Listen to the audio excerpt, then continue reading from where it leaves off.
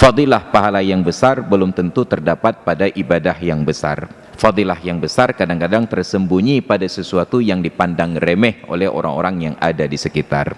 Maka mudah-mudahan kita tidak terjerumus pada pemikiran yang keliru, hanya tertipu karena banyak yang melakukan. Ittabi' sabilal huda wala yadurruka qillatus salikin, kata Imam Fudail bin Iyad. Ikuti jalan-jalan petunjuk, tidak masalah bagimu sedikit orang yang melakukan. Wa iyyaka wat tariqad dhalal wala taghtarru bikasratil halikin. Hati-hatilah terhadap jalan kesesatan, jangan tertipu oleh banyaknya orang yang celaka. Dan yang paling penting, sahabat Perkusi Aceh, 10% dari hasil penjualan kaos dakwah ini akan kita bagikan kepada sahabat-sahabat kita yang kurang mampu di luar sana. Putih di janggut, kuning ngon mise, hantom tacombe tika musalla.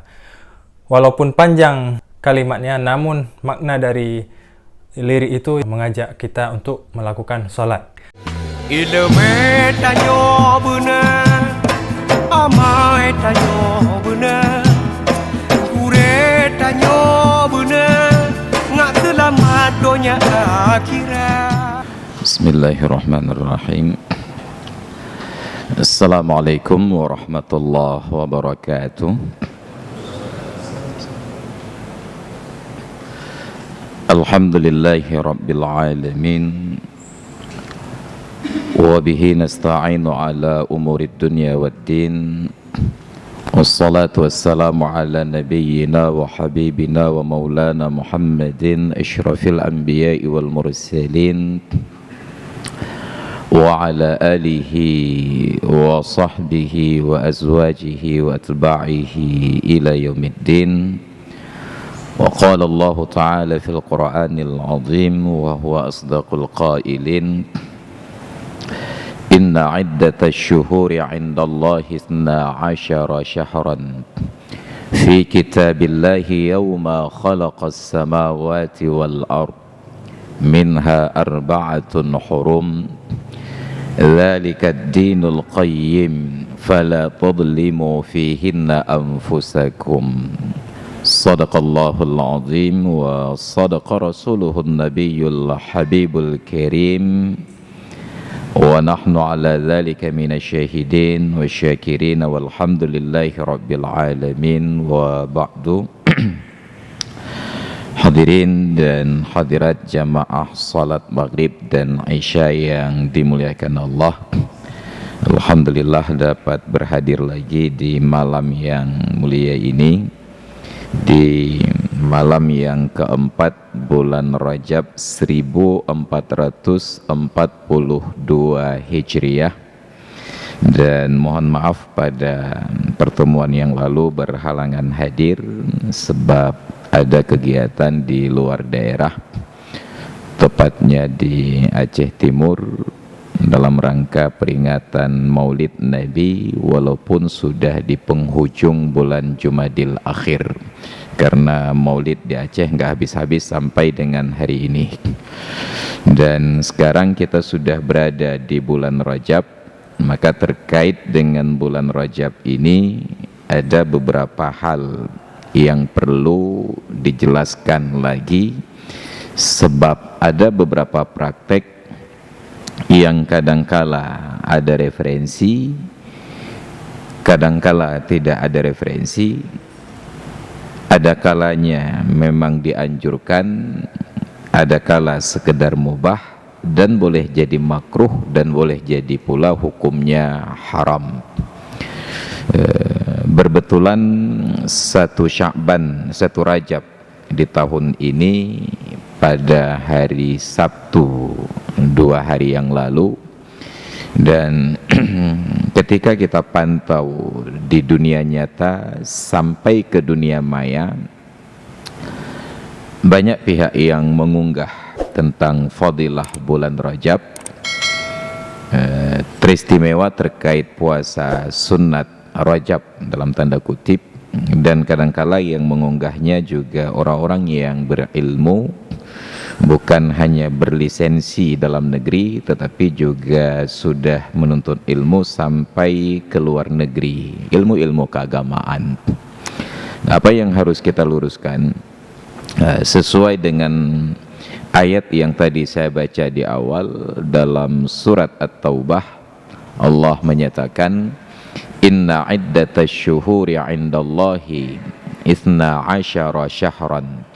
Sesungguhnya perhitungan bulan di sisi Allah itu ada 12 bulan.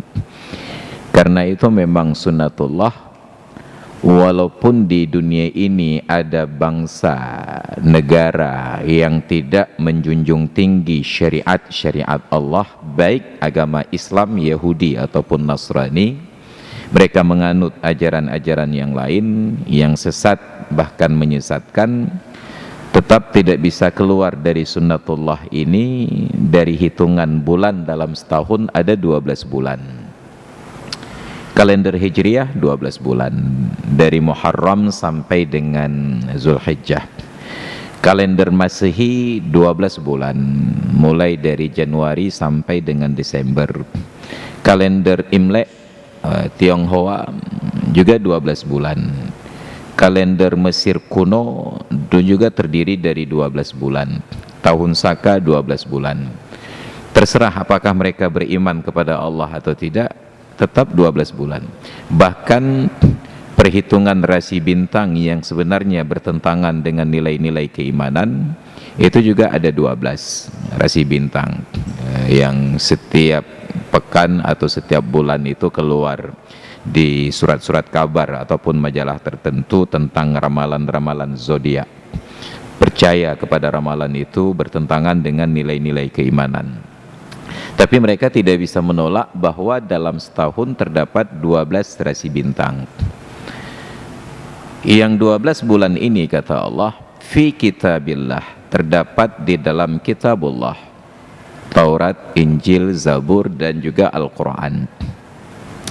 Yauma khalaqas samawati wal ard, perhitungannya itu bukan sejak manusia mengenal sejarah, tetapi sejak Allah menciptakan langit dan bumi, perjalanan waktu itu sudah 12 bulan. Minha, sebahagian dari 12 bulan tersebut, arba'atun hurumun, ada 4 bulan yang sifatnya haram. Haram di dalam bahasa Arab ini ada kala kata kerja dasar ataupun masdarnya hirmah, ada kala kata kerja dasar atau masdarnya itu hurmah. Yang hirmah itu kita adopsi ke dalam bahasa Indonesia menjadi haram. Dalam definisi fikihnya, ma yusabu ala tarkihi wa yu'aqabu ala fi'lihi, sesuatu yang bila ditinggalkan mendapatkan pahala dan bila dikerjakan mendapatkan dosa, haram. Sedangkan yang satu lagi juga haram, tetapi kata kerja dasarnya hurmah, diadopsi ke dalam bahasa Indonesia menjadi hormat, mulia. Hurmah itu juga dari kata-kata haram. Maka saat kita menyebut kota suci Mekah dan Madinah dalam bahasa Arab disebut dengan al-haram, haramaini, haramul makki wa haramul madani. Dan raja-raja Arab pada dinasti Bani Su'ud, mereka berbangga dengan gelar bukan sebagai raja, tetapi sebagai pelayan. Pelayan apa? Pelayan 2 kota suci. Maka raja Arab sejak dari Raja Abdul Aziz bin Su'ud sampai putra-putranya yang sekarang ini Salman bin Abdul Aziz bin Su'ud, tetap memberikan gelar di belakang namanya Sahibul Sumawi. Dalam bahasa Arabnya disebut Khadimul Haramaini Asyarifaini. Khadim, khadam, pelayan khidmat, pelayan 2 tanah suci Mekah dan Madinah. Maka dalam bahasa Arab pula ada makna yang berdekatan tetapi beda baris, akan berjauhan makna. Yang dimuliakan dalam status sebagai istri, orang Arab menyebutnya harim.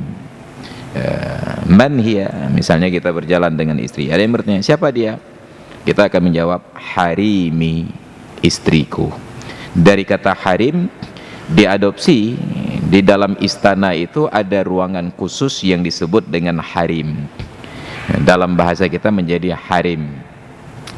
Artinya ruangan itu dikhususkan untuk wanita-wanita kalangan istana, istri-istri raja dan selir-selirnya, putri-putri raja, yang tidak boleh dimasuki oleh seorang pria pun kecuali sudah dikebiri. Nah, harim. Kemudian ada satu lagi juga sosok manusia, tapi bacanya bukan harimi melainkan harami. Itu bermakna pencuri. Ya, harami, harimi. Maka ketika disebutkan bulan-bulan haram, maka jangan identik dalam benak kita bahwa haram itu sesuatu yang berdosa bila dilakukan, karena ada haram dengan makna suci, bulan suci ataupun bulan yang mulia. Maka kata Allah, minha arba'atun hurum, sebahagian dari 12 bulan itu terdapat 4 bulan haram. Dzalika dinul qayyimu, itulah agama yang tegak. Fala tadlimu fihinna anfusakum, maka janganlah kalian berbuat zalim pada diri kalian fihinna, di dalam bulan-bulan tersebut. Nah, ketika menerjemahkan kata ganti hinna, ada sebagian ulama yang mengembalikan kepada makna 4 bulan haram, ada yang mengembalikan kepada 12 bulan dalam setahun. Bila dikembalikan kepada 4 bulan, artinya janganlah kalian berbuat zalim pada diri kalian di bulan-bulan haram tersebut. Sebagian ulama lagi menggugat, kalau begitu seolah-olah di selain bulan haram boleh berbuat zalim pada diri sendiri. Nah, ini pemaknaannya mungkin mirip-mirip. Kalau kita berlalu lintas di jalan raya, jalan protokol T-nya Arif Daud Breeh, di persimpangan depan Masjid Al-Makmur Lamprit, dulunya, saya nggak tahu sekarang masih ada atau tidak, dulunya ada sebuah pamflet bertulis kawasan tertib lalu lintas. Ya, kawasan tertib lalu lintas. Bertemulah saya dengan seorang kasat lantas di kota Banda Aceh. Dengan nada bergurau saya katakan, Pak, ketika ditulis di situ kawasan tertib lalu lintas, pemahaman kami orang awam ini artinya sebelum sampai pamflet tersebut tidak tertib lalu lintas. Nah, hanya di kawasan ini mulai berlaku tertib lalu lintas. Tapi kenyataannya pos polisi di lokasi tersebut menilang orang-orang yang tidak tertib lalu lintas sebelum sampai ke pamflet tersebut. Beliau kata, oh bukan begitu maknanya Pak Ustadz, itu maknanya kawasan prioritas tertib lalu lintas. Tulislah begitu Pak. Karena kami orang awam ini memahami sebagaimana yang tertulis, nggak paham tentang takwil-takwil itu. Hanya sekedar untuk mengingatkan saja. Entah gara-gara diskusi tersebut pamflet itu dicopot, nggak ada lagi. Wallahu a'lam. Kenapa? Karena kita menerjemahkan sesuai dengan yang tertulis. Oleh karena itu saya selalu meluruskan pemahaman berdasarkan kosakata. Tidak boleh kata itu suka-suka hati, karena salah kata, salah makna, salah paham. Jangan salahkan orang yang salah paham kalau memang kita yang salah ketika berbicara. Tapi apa boleh buat, memang negeri kita ini negeri yang salah bicara selalu. Bukti sederhananya saja, saya nggak tahu sampai sekarang itu kenapa kartu keluarga itu disebut kartu padahal itu surat. Dan saya tidak paham kenapa surat izin mengemudi itu disebut surat padahal itu kartu. Dan itu nggak pernah ada yang menggugat. Yang kartu disebut surat, yang surat disebut kartu, sampai sekarang nggak ada yang ribut. Dan kita juga tidak pernah menggugat kenapa kartu tanda penduduk itu sudah benar kartu. Hanya sekarang dinamakan e-KTP, KTP elektronik. Sejauh yang kita paham, setiap kali disebut kartu itu ada mengandung elektronik, berarti di dalamnya ada chips. Bukan chip yang diperjualbeli sekarang. Ada chips komputernya untuk membaca data. Sampai dulu di awal-awal ketika dibagi kartu e-KTP, ada peringatan tidak boleh e-KTP itu difotokopi karena itu akan merusak chips di dalamnya. Belakangan Ada yang penasaran ingin memeriksa apakah benar di dalam e-KTP itu ada chips. Dibongkar ternyata nggak ditemukan alat elektronik apapun, hanya kartu biasa saja seperti kita berlangganan di supermarket, ya, diberikan kartu anggota. Jadi penipuan-penipuan seperti ini sudah biasa bagi kita. Maka tidak pernah ada yang menggugat ketika di media seperti televisi pada jam 12 malam itu disapa dengan sebutan selamat pagi. Ya, bahkan kita belum tidur sudah selamat pagi. Ya, tidak ada yang menggugat. Ya, harusnya itu selamat dini hari, bukan selamat pagi. Pagi dengan malam. Ya, tidur saja belum, tiba-tiba sudah selamat pagi. Itu menunjukkan bahwa memang kita tidak disiplin di dalam berbahasa. Celakanya orang-orang yang alim dan ahli di bidangnya melakukan pembenaran, justifikasi atas kesalahan kata tersebut dengan dalih memang sudah biasa demikian. Kalau memang itu dibenarkan, kenapa tidak kita ubah saja Kamus Besar Bahasa Indonesia itu untuk mengadopsi perubahan-perubahan ini. Ya, tapi ternyata itu hanya sekedar legitimasi mereka. Terbukti mahasiswa yang menyelesaikan tulisan ilmiahnya, skripsi, tesis dan disertasi tetap tidak boleh salah tulis sama sekali, walaupun ucapannya selalu keliru. Ini contoh sederhana. Maka kata-kata saat menyebutkan bulan haram itu menunjukkan kepada makna bahwa bulan itu bulan mulia, istimewa. Di dalam bulan haram Allah tidak menyebutkan rinciannya dari 12 bulan itu yang mana saja yang bulan haram, karena penjelasannya itu didelegasikan oleh Allah kepada Nabi kita Muhammad sallallahu alaihi wasallam. Maka dalam beberapa variasi hadis Nabi membahasakan al-ashhurul hurumu arba'atun, bulan-bulan haram itu ada 4 sebagaimana dalam ayat. Salasatun mutawaliyatun, ada 3 bulan yang berturut-turut. Wa wahidatun fardun, dalam riwayat yang lain wa wahidatun sardun, ada 1 bulan yang berdiri sendiri. Apa saja yang berturut-turut? Zulqa'dah, Zulhijjah, Muharram. Mana yang berdiri sendiri? Rajab. Kenapa berdiri sendiri? Karena bulan Rajab terpisah dari bulan Muharram, bulan Rajab terpisah dari bulan Zulqa'dah. Dia berdiri sendiri. Ya. Bulan-bulan haram ini istimewa, maka ibadat di bulan tersebut fadilahnya, pahalanya berlipat ganda dibandingkan ibadah di bulan-bulan yang lain selain dari bulan haram dan bulan Ramadan.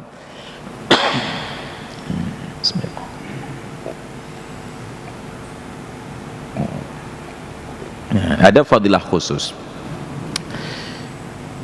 Ada dari 4 bulan haram ini memiliki kriteria ibadah yang khusus. Dari 4 bulan haram itu hanya 2 yang memiliki kriteria ibadah yang khusus. Yang pertama adalah bulan Muharram. Di bulan tersebut ada puasa sunat khusus, yaitu puasa Asyura di tanggal 10-nya. Maka niatnya pun khusus. Saja aku niat puasa sunat Asyura karena Allah Ta'ala. Yang kedua adalah puasa sunat Tasu'a. Secara praktek Tasu'a lebih dahulu daripada Asyura, karena Tasu'a hari yang ke-9, Asyura hari yang ke-10. Tetapi dalam penyebutan Asyura lebih dahulu, Tasu'a belakangan. Kenapa? Karena yang sudah dipraktekkan oleh Rasulullah dan para sahabat di zamannya adalah Asyura. Nabi tidak pernah berpuasa di hari yang ke-9. Hanya saja ketika Nabi puasa Asyura di tahun terakhir sebelum beliau berpulang ke rahmatullah, beliau menyatakan, "Lau baqitu ila qabilin la asumanna tasu'ah." Kalaulah saya masih hidup sampai tahun yang akan datang, sungguh benar-benar saya akan berpuasa di hari yang ke-9-nya. Ternyata Allah berkehendak lain. Itu disampaikan oleh Nabi pada tanggal 10 bulan Muharram, dan beliau berpulang ke rahmatullah pada 12 Rabiul Awal. Muharram, Safar, Rabiul Awal. 2 bulan kemudian beliau berpulang ke rahmatullah. Tentu saja tidak sempat lagi berpuasa Tasu'a. Tapi disepakati itu adalah sunnah hamiyah. Nabi bercita-cita melakukan, kalau panjang umur sungguh akan beliau lakukan. Nah, maka berlakulah puasa tersebut. Yang kedua, di bulan Zulhijjah terdapat beberapa ibadah yang khusus yang hanya bisa dikerjakan di bulan tersebut, tidak berlaku di bulan yang lain. Sebagaimana puasa Asyura tadi.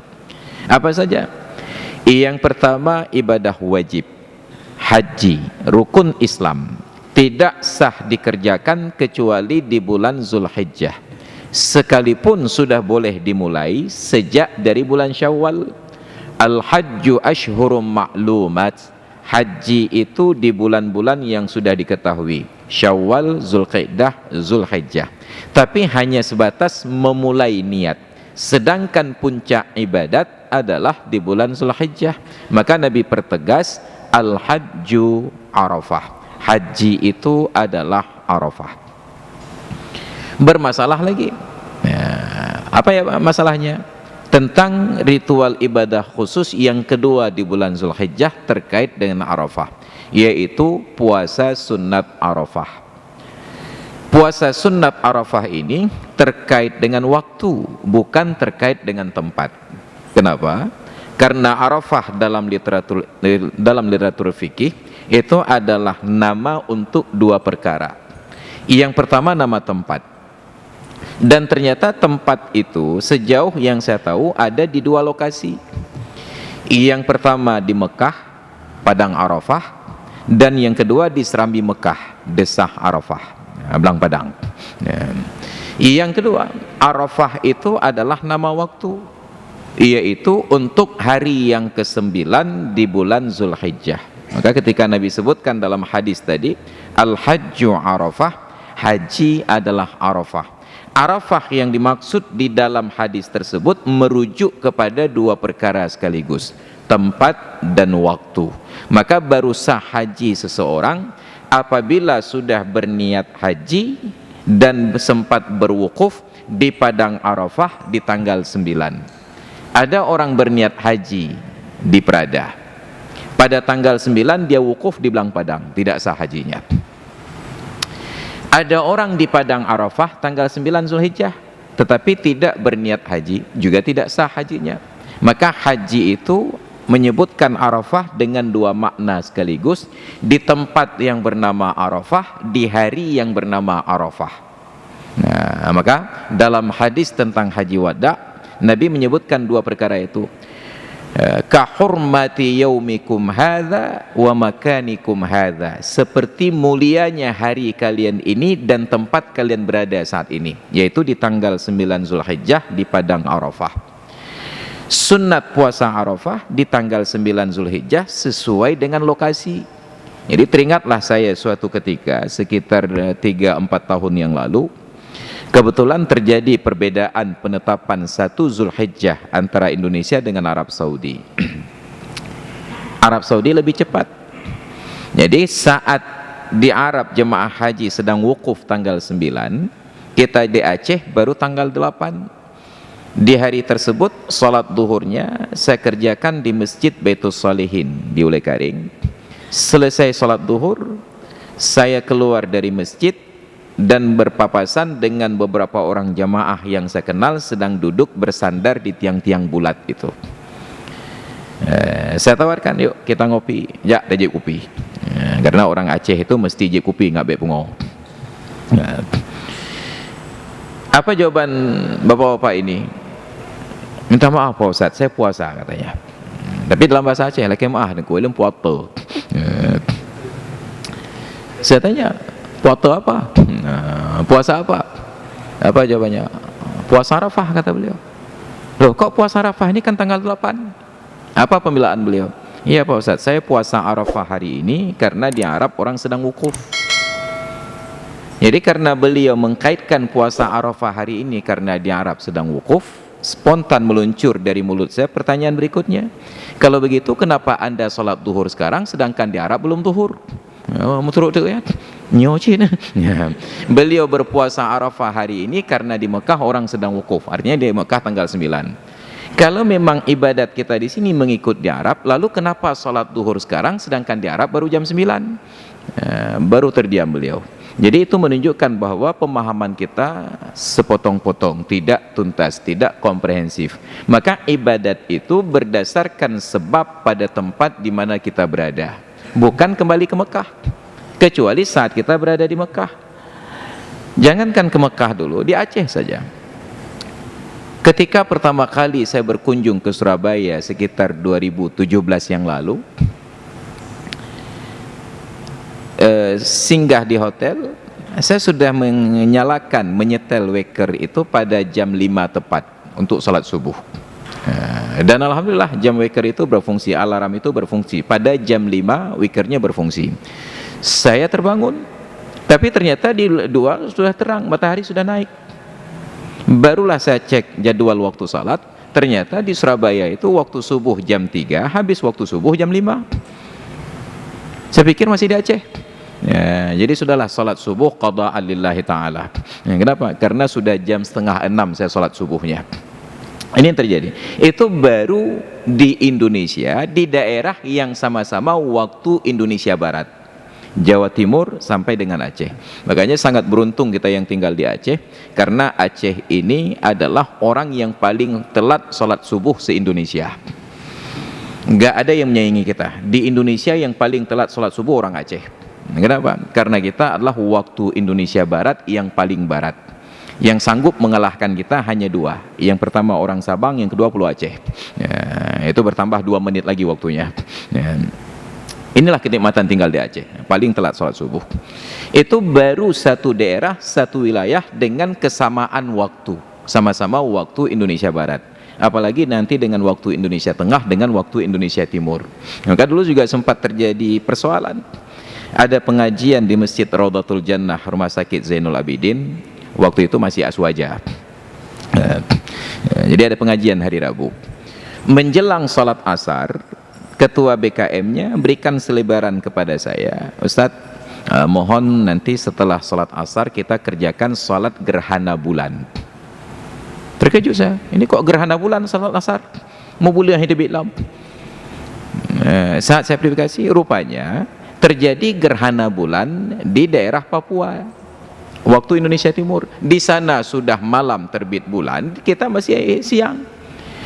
Saya katakan inilah salah satu persoalan ketika terjadi generalisasi persoalan, ketika terjadi universalitas persoalan.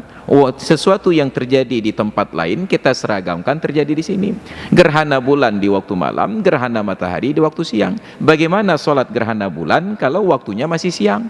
Oh nyo, baru nyo. Ya, jadi ada hal-hal bahkan di dalam satu negara tidak bisa bersamaan. Maka ibadat itu merujuk ke wilayah masing-masing. Jadi itu tentang puasa Arafah. Kemudian yang ketiga, ada sholat sunat khusus di bulan Zulhijjah.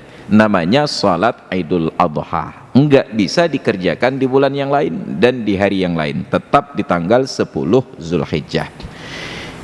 Yang berikutnya, ada ibadah khusus lagi di bulan Zulhijjah, namanya kurban, dan itu terbatas hanya 4 hari masa pelaksanaan di dalam setahun, tanggal 10, tanggal 11, 12 dan 13 Zulhijjah. Sedangkan 2 bulan haram lagi, Zulqi'dah dan bulan Rajab, tidak ada salat sunat khusus, tidak ada puasa sunat khusus, dan tidak ada ritual ibadat yang khusus. Bukan tidak ada sholat sunat, bukan tidak ada puasa sunat, tetapi tidak ada yang khusus. Apa persoalannya? Kebetulan, menurut kita kebetulan, menurut Allah nggak ada yang kebetulan. 1 Rajab kemarin bertepatan dengan hari Sabtu. Nah, berseliweranlah yang tadi kita sebutkan, seruan puasa sunat Rajab. Saya tanya, apa itu puasa sunat Rajab?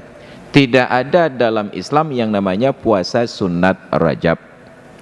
Maka para ulama mengklasifikasi puasa sunat itu ada yang berulang setiap tahun, seperti puasa Arafah, Tarwiyah, puasa Asyura, Tasu'a.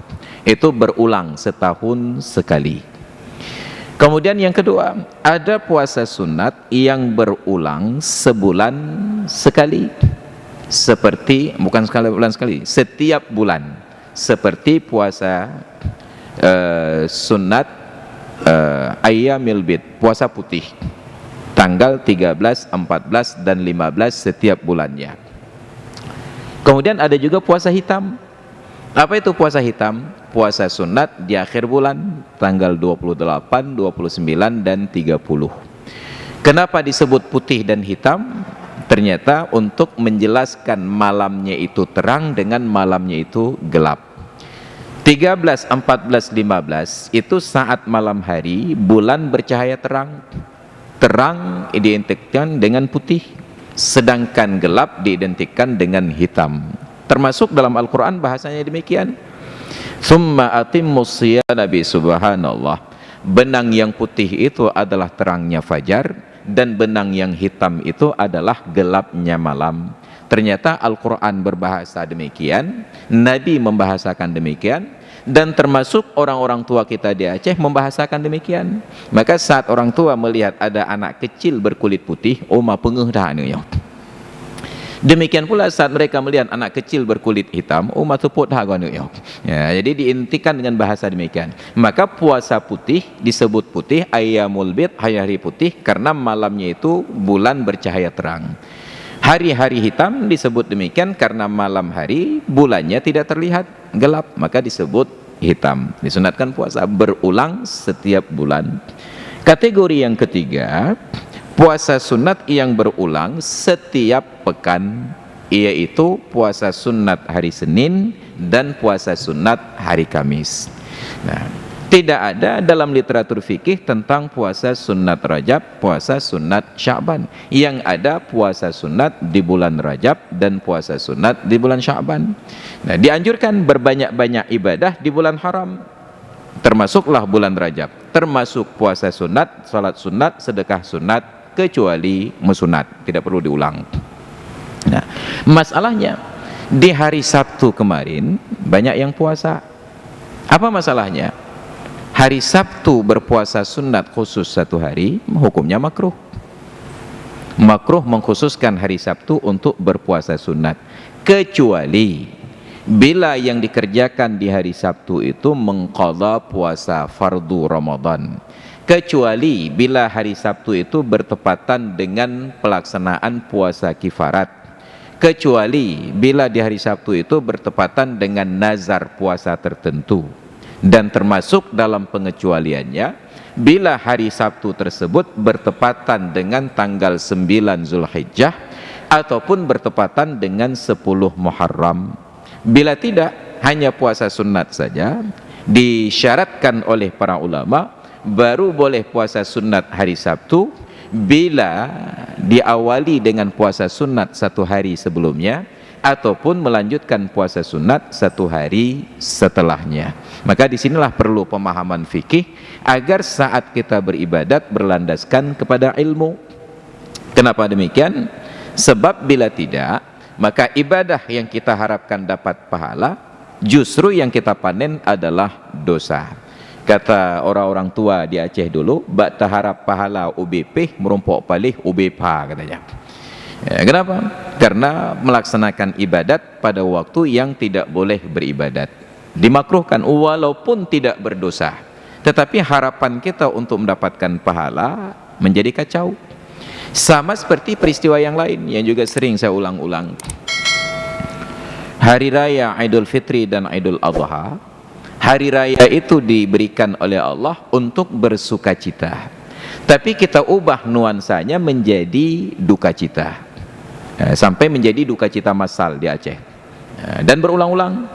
Hari raya menjadi hari menangis, bukan hari bahagia dan ketawa. Kenapa menangis? Dimulai dari proses salat Id, ketika khutbah berlangsung, khatib cenderung bercerita yang sedih-sedih tentang sedihnya nasib anak yatim di hari raya. Menangislah jemaah seluruhnya. Dan jemaah mengapresiasi, hayu tak khatib na bandum jemaah tu mau apa? Pomo agak bawa bahagia, hayu. Itu tangisan pertama di hari raya, menangis berjamaah dalam masjid saking sedihnya mengingat nasib anak yatim di hari raya. Tangisan yang kedua, begitu selesai sholat id biasanya nggak pulang ke rumah, melainkan menuju ke kuburan-kuburan terdekat, nangis lagi, teringat kerabat yang sudah berpulang ke rahmatullah, menangis di hari raya, duka cita massal. Selesai dari kuburan, pulang ke rumah, bertemu dengan tetangga, anggota keluarga, minta maaf, nangis lagi. Pagi hari raya menangis massal 3 kali berturut-turut. Maka saya selalu mengkritik, hari raya bukan hari duka cita, hari raya bukan hari minta maaf, hari raya hari sukacita. Minta maaf bukan hari raya. Entah siapa yang memulai, selamat hari raya Idul Fitri, mohon maaf lahir dan batin. Ya, dilanjutkan dengan mohon maaf lahir dan batin. Itu sama seperti iklan duka cita berlanjut dengan iklan yang lain. Telah meninggal suami saya Bapak Fulan bin Fulin hari ini, dan dijual 1 unit mobil Innova. Kenapa? Jadi karena sudah diiklankan sekaligus saja, meninggal suami dan iklan jual mobilnya, kan hanya cocok lagi. Bahwa Anda mau jual mobil, usahakan di hari yang lain iklannya, jangan langsung di hari berita duka cita diangkat. Jadi ini contoh-contoh aneh dalam perilaku kita. Maka para ulama tulis dalam kitab, termasuk Imam Ibnu Nuhas dalam kitab Tanbihul Ghafilin an A'malil Jahilin, salah satu praktek bid'ah makruhah, itu beliau kutip dari Imam An-Nawawi, adalah begitu selesai sholat id dari masjid, bukannya pulang ke rumah bertemu dan bersuka cita, malah ke kuburan untuk menangis dan berduka cita. Kalau mau ke kuburan, pulang ke rumah dulu, nanti sore-sore baru datang ke kuburan. Atau lebih baik datang kemarinnya, ketika hari megang, ketika sedang pesta pora, bati kameng, kuah belangong, datang ke kuburan, ajak makan yang di kuburan. Nah, besoknya bertemu dengan orang yang hidup. Nah, tapi inilah yang kita balik-balik realitas. Hari duka cita saat ada kerabat yang meninggal, kita buat pesta pora. Begitu hari raya sukacita, kita buat suasana duka. Nah, hanya telah obat. Ya, tapi ini sulit untuk disampaikan karena cenderung untuk dituduh Wahabi nanti. Tapi itu terpaksa harus kita sampaikan. Kenapa? Karena ilmu wajib disampaikan, dan saya punya referensinya. Yang ingin berdebat boleh ketemu saya di Cot Keeng, bawa gula 1 kilo. Ini persoalan dan realitas yang kita hadapi. Jadi ada ritual ibadah khusus. Maka hari Sabtu itu dimakruhkan berpuasa, hari raya dimakruhkan berkunjung ke kuburan, kecuali pulang ke rumah dulu. Tapi kenyataannya banyak jemaah, jangankan pulang ke rumah, bahkan khutbah pun tidak ditunggu selesai. Saya sering saat khutbah Id itu mengingatkan jemaah, sebelum kita keluar dari masjid, mari kita berjabat tangan, saling mengucapkan selamat hari raya, karena menemui orang sejumlah jamaah di masjid ini bila sudah bubar itu perlu waktu dan durasi yang lama dan biaya yang besar dengan risiko yang tinggi. Apa biayanya? Setiap rumah dikunjungi bawa gula. Apa risikonya? Setiap rumah yang kita naiki minum gula. Begitu habis hari raya langsung operasi karena darah tinggi dan kadar gulanya tinggi. Jadi kenapa tidak ketika di masjid jabat tangan saling mengucapkan hari raya? Ternyata saya hanya berhasil menahan maksimal setengah jemaah sholat id. Saat saya tanya panitia masjid, kemana yang lain? Sudah keluar masjid, Ustaz. Kemana? Ke kuburan. Kenapa buru-buru? Takut nanti yang di kuburan berangkat ke tempat yang lain. Padahal yang di kuburan tidak akan kemana-mana, yang di masjid yang akan kemana-mana. Nah, maka kita luruskan persepsi ini pelan-pelan, walaupun dalam nada bergurau, tapi yakinlah di situ ada makna kebenaran. Nah, maka ketika hari Sabtu kemarin berpuasa dengan niat puasa sunat, bahkan ada yang niatnya saja aku puasa sunat Rajab karena Allah Ta'ala. Ini yang saya tidak dapati referensi, atau setidak-tidaknya saya belum mendapati referensi tentang puasa sunat Rajab. Yang ada adalah puasa sunat dan terjadi di bulan Rajab.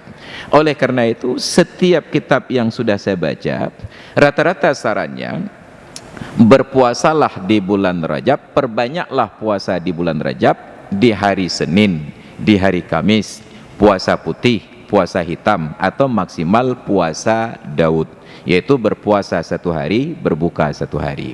Itu yang diajarkan oleh guru-guru kita para ulama. Berikutnya, puasa sunat itu hakikatnya hanya disunnatkan yang pertama kepada orang laki-laki, yang kedua kepada wanita yang berstatus jomblo. Sedangkan wanita bersuami dalam status sebagai istri ketika suaminya ada di lokasi, ada di tempat, walaupun keluar rumah untuk bekerja tapi nanti pulang waktu siang. Kepada wanita yang bersuami tidak ada salat sunat dan tidak ada puasa sunat kecuali atas izin suami. Bila diizinkan berpuasalah, bila diizinkan maka salat sunatlah. Tapi bila tidak diizinkan oleh suami, apa yang terjadi? Patuh pada suami hukumnya wajib, sedangkan puasa-puasa ini kategorinya sunat. Yang wajib lebih didahulukan daripada yang sunat. Makanya dalam hadis Rasulullah yang diriwayatkan oleh Abdurrahman bin Auf, apa kata Nabi? Idza shallatil mar'atu khamsaha wa shamat syahraha wa hafizat farjaha wa ata'at zawjaha qila laha udkhulil jannata min ayyi abwabil jannati syi'ti. Bila seorang wanita, istri dalam tanda kutip, melaksanakan salat fardunya yang 5 waktu, dia berpuasa bulan Ramadannya, dia jaga kehormatan diri dengan tidak berbuat zina ataupun berselingkuh, dan dia patuh pada suaminya, apa yang terjadi? Qila laha, kelak di akhirat ada perintah kepadanya, masuklah engkau ke dalam surga lewat pintu mana saja yang kamu suka. Dalam bahasa sederhana, bahasa marketingnya, kalau tidak ada yang lebih baik, untuk apa bayar lebih mahal? Bila ini batas maksimal ketaatan seorang istri, kenapa ngotot berpuasa yang melelahkan dan merepotkan tapi tidak mendapatkan fadilah lebih baik? Maka wanita baru puasa sunat dan salat sunat bila berstatus jomblo atau minimal suaminya sedang dalam perjalanan musafir, baru tidak perlu minta izin suami. Suami sedang umrah di Arab, istri mau puasa sunat di sini, minta izin, bang boleh nggak puasa sunat besok? Itu bahasa Inggrisnya lebay. Kenapa? Karena sedang tidak ada suami. Tapi kalau sedang ada suami, patut bertanya, bang saya mau puasa sunat besok, boleh atau tidak? Oh boleh, kata suami, berpuasalah. Oh jangan, kata suami, maka jangan berpuasa. Kenapa?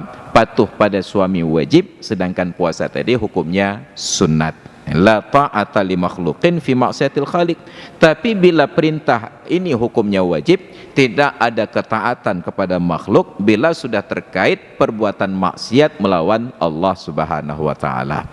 Maka bagi ibu-ibu yang berstatus istri yang suaminya tidak kemana-mana, dalam artian tidak melakukan perjalanan musafir, kalau mau puasa sunat Senin, Kamis dan lain sebagainya, minta izinlah. Ustaz, suami saya jangankan puasa sunat, puasa wajib saja enggak? Itu resiko Anda dapat suami demikian. Walaupun suami tidak puasa wajib, itu kemaksiatan suami. Tapi ketika suami melarang istrinya berpuasa sunat, itu adalah hak suami. Dan hak suami ini dilindungi oleh undang-undang Islam. Maka dalam hadis Nabi katakan, "Lau kuntu amiran ahadan an tasjuda li ahadin, ayasjuda li ahadin, la amartul mar'ata an tasjuda li zawjiha." Kalaulah saya diizinkan oleh Allah untuk menyuruh satu makhluk, seorang manusia sujud pada manusia yang lain, maka sungguh pilihannya bukanlah anak sujud kepada orang tua, bukanlah murid sujud kepada guru, tetapi sungguh saya akan menyuruh seorang istri untuk sujud kepada suaminya. Kalau boleh, kata Nabi.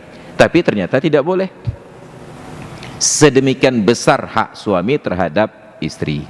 Maka tidak ada yang sunat bagi seorang istri kecuali atas izin dari suami. Cara paling mudah untuk minta izin, ajaklah suami untuk ikut melakukan ibadah sunat. Bang, yuk kita puasa sunat hari Senin besok, tadi siang. Yang namanya negosiasi tetap mundur selangkah. Kata suami, udahlah kamu saja yang puasa. Kenapa? Karena kita menganut sistem politik perwakilan. Jadi diwakilkan kepada istri saja. Bagi seorang istri datang ke masjid salat berjamaah bukanlah ibadah sunat, kecuali bila diizinkan oleh suami. Cara paling mudah minta izin suami untuk salat berjamaah ke masjid, ajaklah suami, bang yuk salat maghrib berjamaah ke masjid. Kau jak kata mentang, alhamdulillah. Tapi kalau minta izin, bang saya mau salat maghrib berjamaah ke masjid, namu hoda juga temayang ini mentang.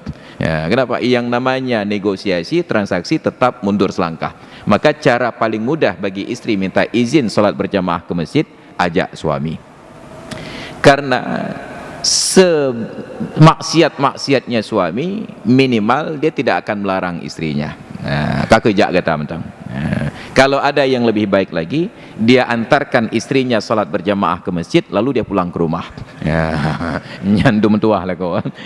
Daripada salat di masjid, dia mau pulang ke rumah, nanti datang lagi untuk menjemput istri. Karena salah satu pahala yang besar kata Nabi, wa kasratul khuta ilal masajid, banyak melangkah ke masjid.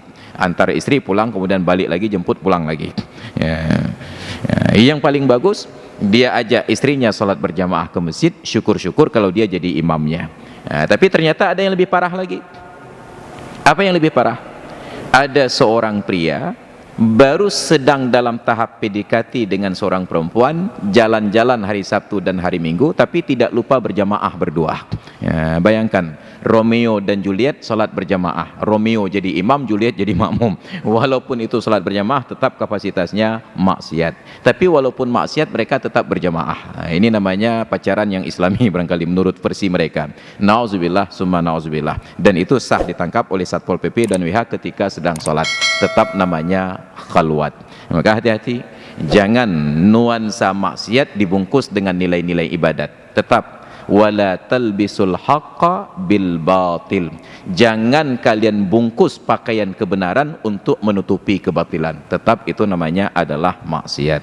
Ini hadirin dan hadirat sekalian yang dirahmati Allah. Karena itu mari kita pelajari aturan agama ini dengan baik dan benar. Karena fadilah pahala yang besar belum tentu terdapat pada ibadah yang besar. Fadilah yang besar kadang-kadang tersembunyi pada sesuatu yang dipandang remeh oleh orang-orang yang ada di sekitar. Maka mudah-mudahan kita tidak terjerumus pada pemikiran yang keliru, hanya tertipu karena banyak yang melakukan. Iyyakum ittabi' sabilal huda wa la yadurruka qillatus salikin, kata Imam Fudail bin Iyad. Ikuti jalan-jalan petunjuk, tidak masalah bagimu sedikit orang yang melakukan. Wa iyyaka wat tariqad dhalal wa la taghtarru bi kasratil halikin. Hati-hatilah terhadap jalan kesesatan, jangan tertipu oleh banyaknya orang yang celaka. Terima kasih untuk seluruh sahabat Perkusi Aceh yang sudah berkontribusi membeli kaos ini. Semoga berhikmah bagi kita bersama dan orang-orang di sekitar kita. Demikian, wassalamualaikum warahmatullahi wabarakatuh. Putih di janggut, kuneng-kuneng orang mise, hantom ta combe tika musalla. Putih di janggut, kuneng orang mise, hantom ta combe tika musalla. Lale, lale, lale. Tanyo